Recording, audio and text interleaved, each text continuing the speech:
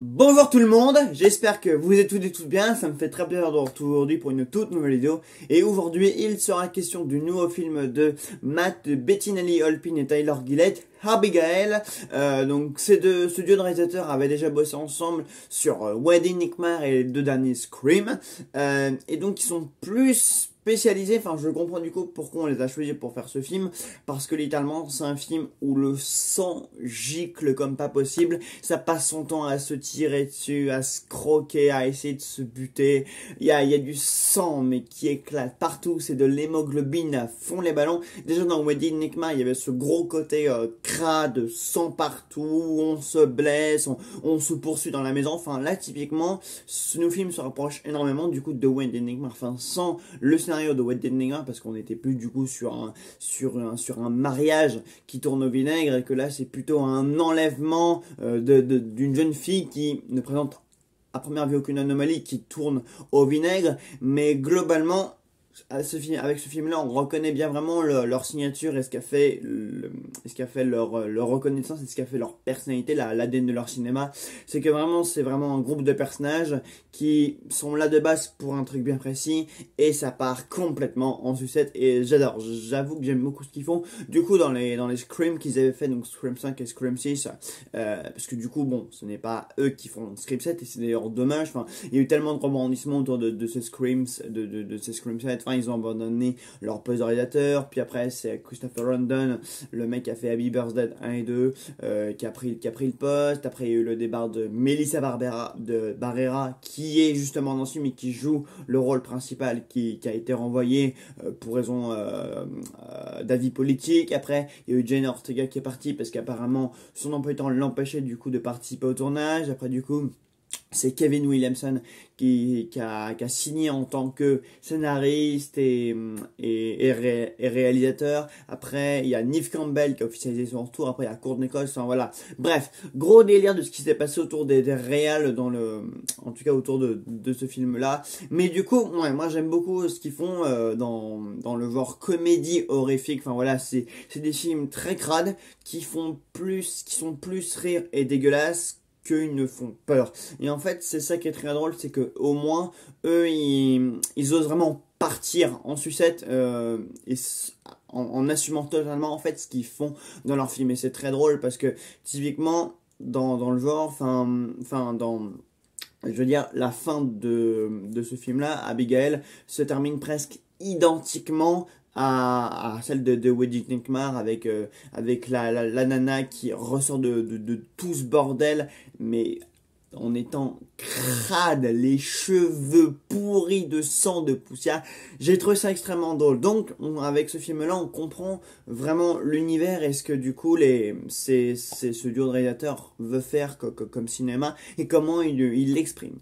Donc, je crois que vous l'avez un petit peu compris, j'ai bien apprécié du coup Abigail. Alors, on reste un peu le contexte. Donc, c'est l'histoire d'une bande de voyous, voilà, donc qui enlève une petite fille qui, comme je le disais, ne présente aucun signe d'anomalie ou qu'elle pourrait être différente d'une autre fille de son âge. Mais du coup, alors qu'il l'enferme dans une grande baraque où apparemment quelqu'un doit la rejoindre parce que il l'enlève pour la mettre ici en attendant une rançon et après du coup ils se partageraient le pognon pour en faire ce qu'ils veulent chacun de leur côté. Voilà, c'est-à-dire qu'ils ont tous des backgrounds qui sont tous des backgrounds qui préfèrent ne pas se dévoiler. Voilà, ils prennent tous des faux noms. Réservoir Dogs, le truc. Hein. Et puis, alors que tout semble se dérouler sur le moindre accro, il se révèle que finalement, la jeune fille présente quelques caractères physiques auxquels ils ne s'attendaient pas et auxquels du coup ils vont devoir faire face, puisque du coup elle se révèle plus forte que eux tous réunis. Enfin voilà, pour celles et ceux qui ont vu le teaser, vous savez un petit peu de quoi je parle. Pour celles et ceux qui n'ont pas vu le teaser et du coup qui ne voient pas encore trop de quoi je veux parler, je dois avouer que c'était quand même assez space, assez drôle de voir ça. Enfin voilà, bah écoutez, comme je vous le disais, j'ai beaucoup apprécié le film, je trouve que ça part en sucette et surtout, alors autant dans la première heure, dans la première partie du film, tout ce qui se passe parce que ça tourne surtout autour des personnages, de comment ils apprennent à se connaître et tout ça. Autant la deuxième partie où là c'est plus chacun pour sa gueule et tout le monde commence un peu à crever, à en prendre plein la gueule, etc.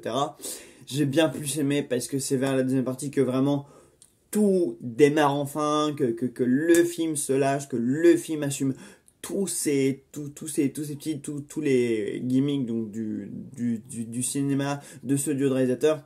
Et j'ai adoré parce que vraiment c'est un home invasion crade où ça explose de partout avec des révélations parce que bon le cinéma tente quand même d'apporter quelque chose, de bouger un peu, de ne pas rester sur ses acquis et même si du coup il y a cette révélation avec la gamine, le scénario essaie du coup de surpasser ça. Donc on a quand même des révélations, des choses qui sont scénaristiquement proposées, des choses intéressantes je dois dire, mais bon, personnellement on s'intéresse plus à quel sera le prochain à crever que comment le film va se terminer quoi. Et on prend quand même un malin plaisir à assister à toutes ces tueries, à ce massacre. Voilà, globalement, parce que le film, en règle générale, c'est quand même un massacre global, mais c'est un massacre vraiment très chouette. Écoutez, j'ai pas grand chose d'autre à dire. Voilà, c'est plus chacun pour sa gueule et ils finissent tous par crever les uns après les autres et de la manière la plus violente et crade possible. Enfin, vraiment, en plus, quand il y a quelqu'un qui crade, quand il y a quelqu'un qui meurt, pardon, on insiste bien sur tout le sang qui se déverse sur la personne qui est à côté, sur les décors. Donc, au final, vraiment, tout finit trempé de sang. C'est dingue.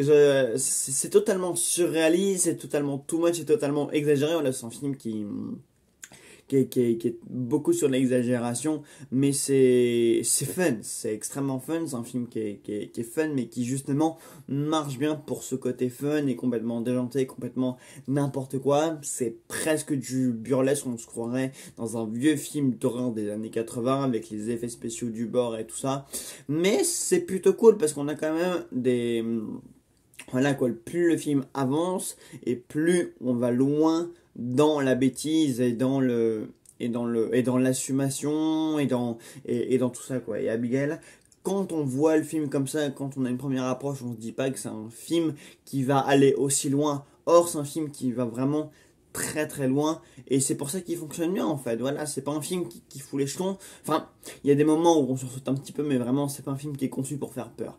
Et limite je préfère un film comme celui-là où ça part plus en couille et où et où il y a du sang qui dégouline de partout plutôt qu'un film qui veut essayer de nous faire peur mais qui au final donne finalement ce genre de choses alors que de base il est fait pour nous faire peur, alors que ce genre de film là n'est pas fait pour nous faire peur mais plutôt pour qu'on s'éclate et qu'on décroche notre cerveau, qu'on pose à côté de nous et qu'on adhère au kiff et au spectacle et au massacre, etc. Wedding Mar, pareil, c'était pas vraiment un film d'horreur, enfin c'était plus une comédie horrifique.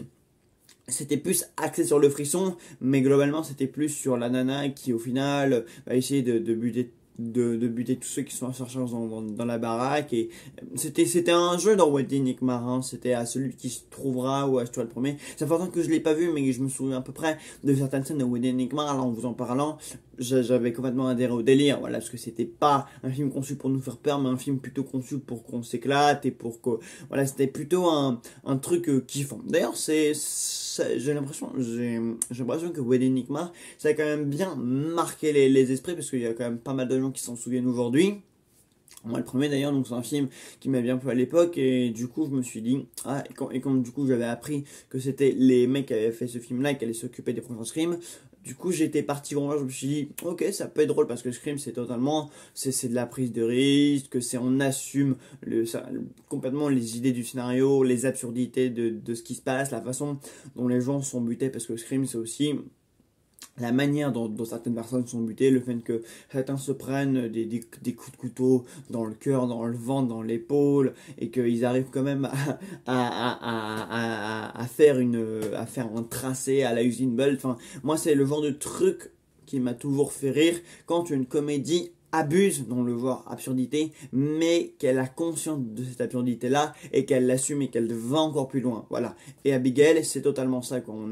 Il y a des plans, il y a des scènes, que ce soit avec la gamine ou avec le comportement des autres, parce qu'évidemment on a des personnages vraiment avec des comportements tout à fait atypique et tout à fait idiot. Voilà les personnages qu'on a dans ce film, mis à part peut-être l'héroïne Joey, ce sont des personnages idiots, mais par exemple le premier mec qui meurt au début, Jean, celui qui est joué par le regretté Angus Cloud, pareil, c'est des personnages globalement stupides qui se laissent rapidement influencer ou abattre et qui sont butés par pour des raisons totalement stupides. Et c'est ça qui est drôle, c'est que c'est un film aussi, bon là je vous ai révélé que pas mal de personnages mourraient, mais au fond quand vous voyez le film, vous savez très bien que finalement, il n'y en a qu'une seule qui va réussir à ressortir de la banque et que tous les autres vont mourir de la manière la plus idiote possible. C'est aussi ça, c'est que c'est un film finalement qui est tellement second degré que finalement c'est même plus trop grave du coup que ce soit imprévisible ou non, qu'on sait presque à l'avance quand l'intrigue a vraiment bien démarré et que tout est lancé, qui va rester, qui va survivre, parce que elle c'est la plus intelligente et que lui c'est le plus con. Mais au final c'est aussi ça ce qui est bien sur le cinéma, c'est que on ne se concentre plus sur l'imprévisibilité du scénario, sur les cohérences, sur quoi que ce soit, quoi. C'est des films qui sont là vraiment juste pour faire passer des moments kiffants, jouissifs et faire un cinéma crade, en roue libre total, avec des personnages totalement cons. Enfin voilà, c'est le genre de cinéma à part, moi, que j'apprécie bien parce que ça fonctionne bien, parce que c'est assumé, et que voilà. Et même si l'histoire au fond tient pas toujours debout et qu'il y a des trucs, tu te dis putain, mais c'est complètement con, c'est complètement débile, etc. Tu regardes ça, mais devant un autre film, tous les défauts que tu pouvais trouver à ce film-là et que tu trouveras à un autre, mais un autre qui, lui, par contre, n'assumera pas ce genre de choses et qui est pas là pour ça. Or, ce genre de film est là justement pour qu'on fasse moins attention à ça, enfin, qu'on les remarque, mais qu'on se dise, ouais, c'est pas grave, c'est un film justement qui est fait pour contenir tous ces défauts, mais sans que ce soit finalement un problème, parce que ça gâchera pas le plaisir du film.